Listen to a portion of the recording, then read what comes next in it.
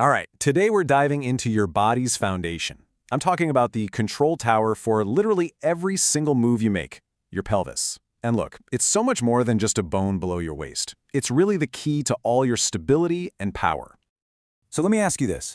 What if that nagging back pain you feel has absolutely nothing to do with your back? It kind of stops you in your tracks, right? I mean, we always blame the spot that hurts, but what if the real culprit is hiding in plain sight, controlling everything from the center? And yeah, you guessed it, that hidden control tower, it's your pelvis. And honestly, once you understand how it works, you're taking the first massive step toward figuring out the real root cause of so many of those common aches and pains. Okay, so let's jump right into our first section. We've really got to stop thinking of the pelvis as just, well, a bone. We need to see it for what it actually is, this incredibly complex, sophisticated system that's built to solve a huge, huge problem. And this is the central paradox, the core puzzle we're going to unpack today. How can the exact same part of your body be both a rock-solid foundation and a center for incredibly fluid movement? I mean, how can it do both? Stability and mobility. It feels like a total contradiction, but that's what's happening. All right, let's tackle that first half of the puzzle, stability. The secret here, it's all in the architecture. It's just brilliant design, kind of like an ancient Roman stone bridge, strong and incredibly efficient. The blueprint is actually pretty simple when you think about it.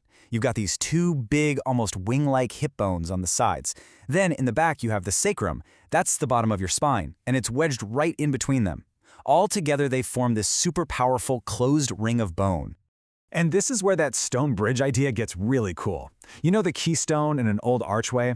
It's that central stone right at the very top that locks everything else in place and carries all the weight. Well, your sacrum does exactly that. It takes all the force from your entire upper body and just perfectly distributes it down through your hips and into your legs. It's just an incredible piece of natural engineering. Okay, so that's the rock-solid stability part. But what about the movement? How do we get that fluidity? This brings us to another fantastic analogy that just makes it all click. The door and the door frame. See, your pelvis actually has two totally different kinds of joints doing two different jobs. Think of your sacroiliac joint, that's the SI joint where the sacrum meets the hip bone, as the door frame. It's designed for pure stability. It has to stay fixed and rigid. Then you have your hip joint where your leg bone connects. That's the door hinge. It's designed for a massive range of motion. It has to move freely. And here's the absolute key.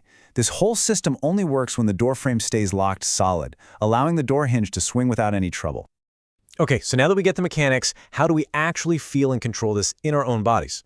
Well, that's where this next tool comes in, and it's a wonderfully intuitive one. We're going to talk about your pelvic clock. I absolutely love this analogy. It makes so much sense.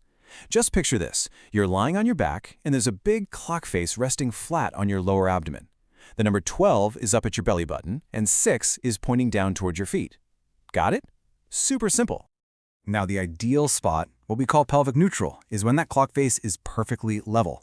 Imagine you placed a bowl of water on it. In neutral, not a single drop would spill. That's the sweet spot. That's the most efficient, balanced position for your entire spine.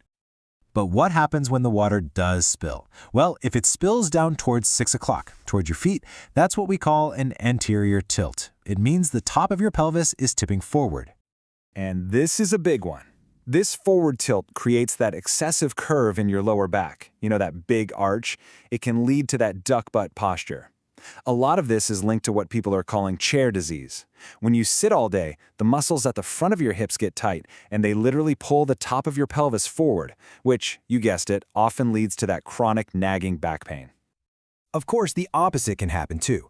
If that bowl of water spills up toward 12 o'clock, toward your belly button, you're in a posterior tilt. This is when you're kind of tucking your tailbone under and the top of the pelvis tilts backward. Now, this isn't always a bad thing. In something like Pilates, you might do this on purpose. It's called an imprint to protect your back during an exercise. But if it's your constant, everyday posture, it creates a flat back, which wipes out your spine's natural, beautiful curve. And why does that matter? Well, that curve is your body's shock absorber. Without it, every single step you take sends more of a jolt straight up your spine. And you know, the clock doesn't just tip forward and back. It can also spill side to side, toward 3 o'clock or 9 o'clock. This is called a lateral tilt, and it's basically when one of your hips drops lower than the other. So what's going on here? Usually it's because the muscles on the side of your hip, especially one called the gluteus medius, are too weak to hold your pelvis level when you're standing on one leg. The result? You get this kind of unstable waddling walk. And a huge cause of this weakness is just simple habits, like always leaning on the same leg when you stand. Okay, so we've talked a lot about posture when you're just standing still. But the real magic, the real goal, is to maintain that perfect balance while you're actually moving.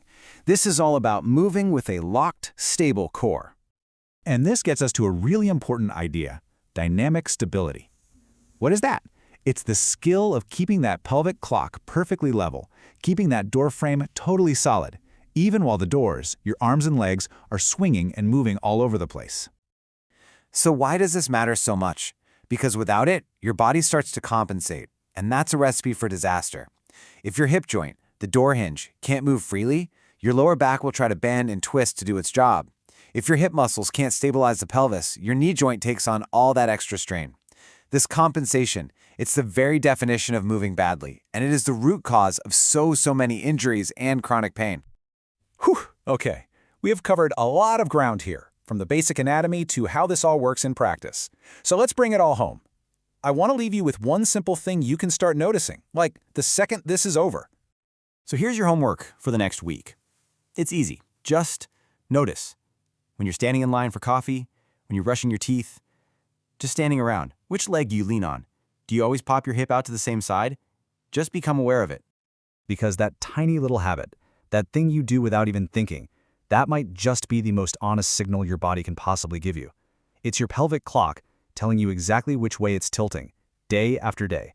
And just noticing that signal, well, that is the very first and most important step toward finding your true center again.